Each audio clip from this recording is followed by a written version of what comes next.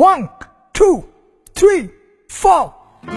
ကျောက်ကမှပြတာခမရကခေါ်လီလာဒါဆိုကျွန်းမှာပုံပြီးသားရဲ့အကြောင်းတော့ပြောဖို့လိုပြီဗျာမင်းဆက်ဆောင်မဲ့အေးရောင်လေးငါတို့တိုင်းရင်သားတွေခုံပြီးရဒါတော့မျက်နှာတိုက်ပြီးကျေးစင်တော့မပြောပြီးလားဘလို့ပြီးစားနဲ့တက်ရှင်နဲ့သခိုးကိုကျုံတော့တမထင်ခဲ့ညံ့ပတ်တင်ခဲ့တာကကမစင်းရဲတော့ကနမချောက်ဆိုရမစင်မဲ့တော့သူကြောက်လက်ချက်ကိုင်နေပြည်သူဘက်ကမရန်တိုင်းတွေဖက်တိုင်းတွေကဒုက္ခတွေဝဲလက်မိုက်နေရတဲ့ပိုင်ကြီးဥပုံညလို့စကားရချွဲခွန်းလို့ပါတော့မပါလဲပြန်စတာကရှာလာတယ်ကျုပ်ထိုင်ရွတ်နိုင်တော့ဖျားတာပဲဘယ်တရားပါလဲခမရကလွယ်တန်း60နှလုံးသားကဖျားလာတယ်တမလုံးကပူကျုံတဲ့ကွာသူရဲကောင်းတိုင်းကိုအားနာရဲ့ချင်းတဲ့ငါသူရဲ့လို့ပြူတာစိတ်တက်ကဝင်းတာနူပါငါတို့လူမျိုးထိပါလာရင်ကောင်းကောင်းခံတာဆဲလာတခုကွာမြမအလန့်ရှင်းလေးပြူညာတန်ပဲခရိုနီတိုက်ထုတ်တဲ့ရာစသက်တဲ့အာမခံရင်ကျုပ်ကဆရာဆန်ပွေ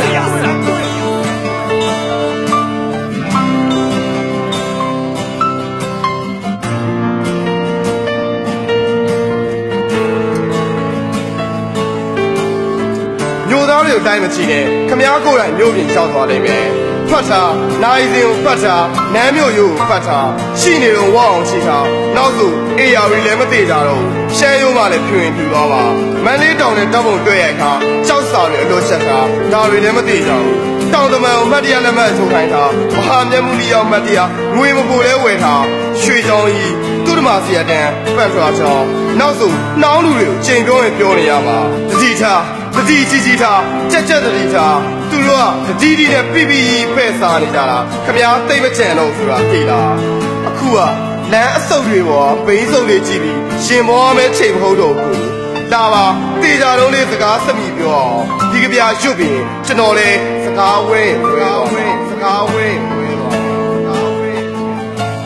နားတော်ကြည့်ပါရှင်ဘတ်ထဲကဟာတွေတခုမချန်ရေးထားတာပဲငွေနဲ့တော့ပေါက်လိုက်မျိုးပြင်ကိုဂျုံပြန်ပြေးသွားမှတဲ့ဘုံကြီးចောင်းသားလှဲ့မရောက်ခင်စိုးကြံခွေးစားတာတက်ဆိုးတဲ့လုံးကြပါဗျာကျုပ်တို့မြမာတွေမျိုးကိုဝင်းရံပေးထားပါတယ်တဲထိုးထားတော့အပြင်ကကလအုပ်အေးလို့ကောင်းလေးဝင်မာရစီဝင်ခဲ့ပါသဘောကောင်းတဲ့စင်လာရပင်ပြောတော့အပြင်မှာငါပင်အေးနေပြီလို့ကိုလုံးလေးလဲဝင်မာရစီကိုလုံးဝင်တော့တဲရဲ့အစင်စာမအပြင်ရောက်တဲ့လူရဲ့ပညာရရင်ဘောပေါက်ပါအဲ့ဒီတွေကမိန်လမ်းမာနေအစင်ပြေမဲ့မျောလင်းချက်ကတိမ်တန်းကပါဝေး